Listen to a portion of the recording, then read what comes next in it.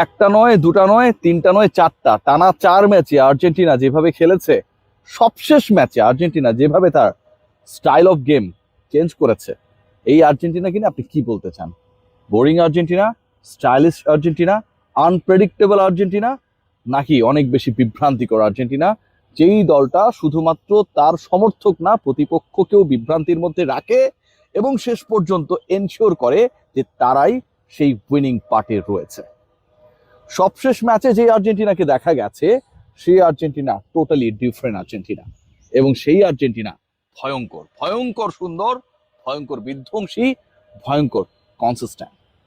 Argentina নিয়ে আলোচনা করতে গেলে লিওনেল মেসির আলোচনা আসবে, কারণ Lionel Messi is the architect of all the wins, of all the success of this team. Lionel Messi is the architect of this world cup. পুরো বিশ্বকাপ জুড়ে এই 39 বছর বয়সী সুপারস্টার যেভাবে খেলছেন, শুধুমাত্র আর্জেন্টিনার গন্ডিতে লিওনেল মেসিকে বাধাটাও আমার কাছে মনে হয় এক প্রকার অন্যায়।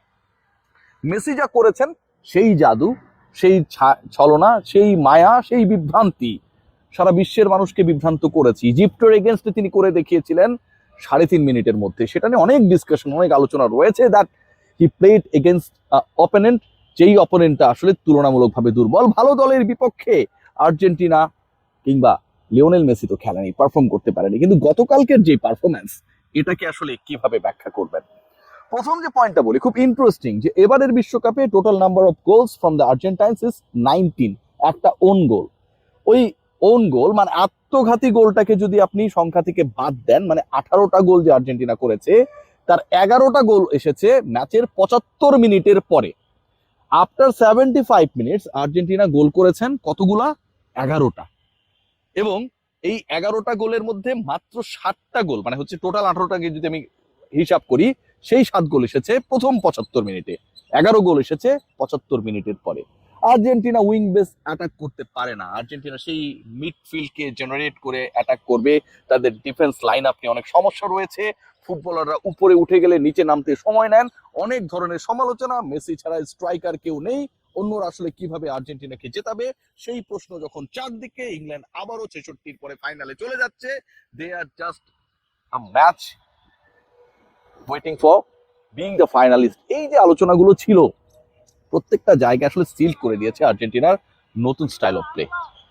সবশেষ ম্যাচে আর্জেন্টিনা যে কাজটা করেছে, কি করেছে?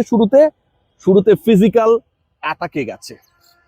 যখন প্রথম হাইড্রেশন ব্রেক চলছিল, তখন 12টা ফাউল কমিটেড বাই দ্য আর্জেন্টাইন্স, 7টা হচ্ছে ইংলিশদের। আর্জেন্টিনা যেন মেরে খেলার জন্য মাঠে নেমেছে, এবং পুরো ম্যাচটা এমনটাই হবে। ওই হাইড্রেশন ব্রেকের 3 মিনিটসের মধ্যে যারা একটু সোশ্যাল প্ল্যাটফর্ম ঘুরে দেখেছেন, তারা অন্তত এই আলোচনাটা দেখেছেন। But after that what happen? সেই সময়ের পরবর্তী সময় আর্জেন্টিনা ইজ টোটালি ডিফারেন্ট।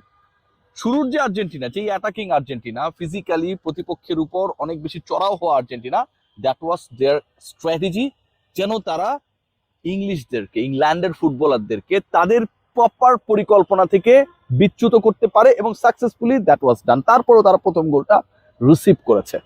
প্রথম গোল রিসিভ করা আর্জেন্টিনা কতটা ভয়ঙ্কর হতে পারে সেটা আমরা দেখেছি, অথবা পিছিয়ে পড়া, ইকুয়ালাইজারে চলে যাওয়া আর্জেন্টিনা কতটা ভয়ঙ্কর হতে পারে সেটা আমরা দেখেছি সেই একই ঘটনা ইজিপ্টের বিপক্ষে, সুইজারল্যান্ডের এগেনস্টে, কেপ ভার্দের এগেনস্টে। ম্যাচ আফটার ম্যাচ আর্জেন্টিনা সেই কাজটা করেছে। ওই যে 75 মিনিটসের পরের ম্যাজিক্যাল আর্জেন্টিনা, সেই আর্জেন্টিনা আবারও সেই একই কাজ করলো ইংল্যান্ডের বিপক্ষে। এবারের আর্জেন্টিনা ডিফেন্সিভ না, এক গোল দিয়ে বা এক গোল শোধ করে নিচে চলে আসবে, অ্যাটাক করবে না, সেই আর্জেন্টিনা না। গতকাল যতগুলো চান্সেস ক্রিয়েট হয়েছে আর্জেন্টাইন ফুটবলারদের দ্বারা, যতবার লিওনেল মেসি চান্সেস ক্রিয়েট করেছে, যতবার বল পিকফুট অবিশ্বাস্যভাবে ঠেকিয়ে দিয়েছে, অথবা বারে লেগে ফিরে এসেছে, স্কোর লাইনটা 2-1 না হয়ে যদি 4-1 হতো, খুব বেশি কেউ অবাক হওয়ার থাকতো না। এইরকম অ্যাটাকিং আর্জেন্টিনা তো আমরা দেখেছি, বাট এরকম অ্যাটাকিং আর্জেন্টিনা আমরা সবশেষ ম্যাচেস গুলোতে কি আমরা দেখেছি? যে আর্জেন্টিনা উইং ধরে অ্যাটাক করে, সেরকম আর্জেন্টিনাকে কি আমরা দেখেছি? সিমিওনেকে নামানো হয়েছে এই যেন রাইট উইং থেকে অ্যাটাকটাকে তিনি ঠিক রাখতে পারে। আর্জেন্টিনা নরবরে ডিফেন্স, ইজিপ্টের এগেনস্টে যে 2টা গোল হজম করেছিল আর্জেন্টিনা, সেই গোল রিসিভের ক্ষেত্রে, অথবা একটা গোল যে ভিআরে বাতিল হয়ে গেল, সেখানটায় ডিফেন্সে আসলে যারা খেলে, তাদের যে অপদার্থতা, তাদের যে প্রপার টাইমে জ্বলে না ওঠার ক্যাপাসিটি, সেই জায়গাটাই তো আসলে চোখে আঙুল দিয়ে দেখিয়ে দিয়েছিল। বাট এই ম্যাচে খেয়াল করে দেখবেন, যখন 1-1, এক পাশে হ্যারি কেইন আর এক পাশে বেলিংহাম, মাঝখানে বল হচ্ছে ক্রিস্টিয়ান রোমেরোর পায়ে, যেভাবে সেই বলটাকে যারা খেলা দেখেছেন, যারা হাইলাইটস দেখেছেন, রোমেরো কন্ট্রোল করলেন, প্রথমে ডান পায়ে নিলেন, তারপরে বা পায়ে মারলেন, অ্যান্ড দেন সেখান থেকে সেফ জোনে বল পাঠিয়ে দিলেন। এরকম ডিফেন্সিভ আর্জেন্টিনা আমরা খুব কম দেখেছি। যেভাবে ব্লক করা হয়েছে, যেভাবে মিডফিল্ড থেকে অ্যাটাকে গিয়েছে, আবার অ্যাটাক থেকে যখন নিজেদের জোনে অ্যাটাক হচ্ছে মিডফিল্ডে নেমেছে, যখন নিজেরা ব্লক ক্রিয়েট করেছে কয়েক সেকেন্ডসের মধ্যে, এই যে মুভমেন্ট, এই যে শিফটিং, এই আর্জেন্টিনাকে তো আমরা পুরো টুর্নামেন্টে দেখিনি। সেই আর্জেন্টিনাকে আমরা দেখেছি। এই আর্জেন্টিনা ভিন্ন আর্জেন্টিনা, কারণ এই আর্জেন্টিনা লিওনেল মেসির টার্গেট থাকে গোল করানো। এই আর্জেন্টিনা অন্য ফুটবলারদের টার্গেট চেঞ্জ হয়ে যায়, যারা একটা সময় শুধু বল পেলেই মেসিকে দেবেন এবং মেসি গোল করবেন, এটাই ছিল তাদের যেন মূল লক্ষ্য। এবং সেই দর্শনই আর্জেন্টিনা এবারের বিশ্বকাপটা খেলছে। এই ব্যাপারটা যখন স্টাবলিশড, ঠিক তখন আর্জেন্টিনা সেখান থেকে মুভ অন করলো। এই আর্জেন্টিনা সেই আর্জেন্টিনা যেখানটায় আসলে ইন্টার মায়ামির সেট আপ, লিওনেল মেসি আর ডিপল, তারা যেন ওখানটায় যেই কাজটা করতেন সেটাকে নতুন করে মঞ্চায়ন করেন। শর্ট কর্নার নেন, ডিপল সেই বলটা মেসির কাছে বাড়ান, অ্যান্ড মেসি এক্সিকিউট করেন যে কোন জায়গায় কে দাঁড়িয়ে আছে, কাকে পাঠালে ওই বল থেকে গোল করা সম্ভব। এই আর্জেন্টিনা ডিফারেন্ট আর্জেন্টিনা, কারণ এই আর্জেন্টিনা লিওনেল মেসি যিনি বাঁ পায়ে জাদু দেখিয়ে এসেছেন গত 21 বছর, তার ডান পাতাও কতটা ম্যাজিক্যাল, কতটা ইফেক্টিভ, কতটা কার্যকর, কতটা গোল স্কোরিং এর ক্ষেত্রে, অ্যাসিস্ট করার ক্ষেত্রে কাজে লাগানোর জন্য আমার কাছে মনে হয় মন্ত্রমুগ্ধকর সেই ব্যাপারটা দেখিয়ে দিয়েছেন। মেসির ডান পায়ের কারুকাজ এবারের বিশ্বকাপ দেখেছে, এবং ডান পায়ের কারুকাজে লিওনেল মেসি কতটা দক্ষ শিল্পী সেটাও দেখেছে ওই একটা ম্যাচে ইংলিশদের বিপক্ষে। খেয়াল করে দেখবেন যে সবশেষ ম্যাচে আর্জেন্টিনার যেই জায়গাগুলো নিয়ে সবচেয়ে দুর্বলতার জায়গা ছিল, সেই প্রত্যেকটা জায়গার জন্য এক একটা আনসার পাওয়া গেছে। আর্জেন্টিনা অ্যাগ্রেসিভ হতে পারে না, সেটার অ্যান্সার আমরা পেয়েছি প্রথম 23 মিনিটসে। অনেকেই বলবে ফাউল করে খেলেছে, ভাই এখানে কেউ বাচোদাত করতে জানি যে আদর করবে, খেলতেই গেছে জেতার জন্য।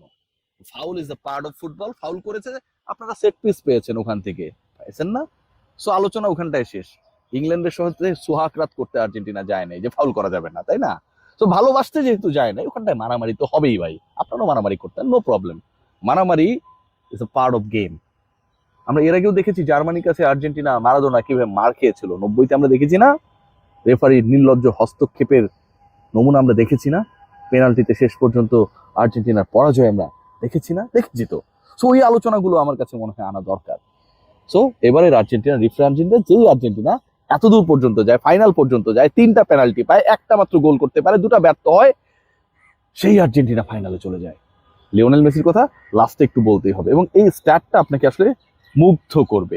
লিওনেল মেসি 2026-এর লিওনেল মেসি আর 2022-এর লিওনেল মেসি, খেয়াল করে দেখবেন যে যেহেতু একটা রাউন্ড কম ছিল ওই সময়টায়, রাউন্ড অফ 32 বলে কোনো কিছু ছিল না। 2022-এ লিওনেল মেসি তিনি গোল করেছিলেন 7টা, অ্যাসিস্ট করেছিলেন 3টা, মানে গোল অ্যান্ড অ্যাসিস্টের টোটাল ক্যালকুলেশনটা যদি আমরা প্লাস করি তাহলে দাঁড়ায় 10, এবং চান্সেস ক্রিয়েট করেছিলেন 21টা, সাকসেসফুল ড্রিবল করেছিলেন 15 বার।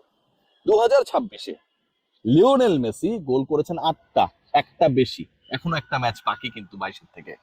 অ্যাসিস্ট করেছেন 4টা, এখনো একটা ম্যাচ বাকি 22-এর থেকে। চান্সেস ক্রিয়েট করেছেন 26 বার, 5 বার বেশি 2022-এর থেকে। আর সাকসেসফুল ড্রিবল করেছেন 24 বার, 9 বার বেশি ফাইনালের আগেই 2022-এর থেকে। এই লিওনেল মেসি আর এই আর্জেন্টিনাকে আটকানোর ক্ষমতা কার আছে? লিওনেল মেসি আর আর্জেন্টিনা একবারই আটকে ছিল সৌদি আরবিয়ার বিপক্ষে। তারপর থেকে যেভাবে অদম্য গতিতে এগিয়ে চলছে, এই শিরোপাটা তাদের প্রাপ্য, কারণ এই আর্জেন্টিনা ফ্ললেস।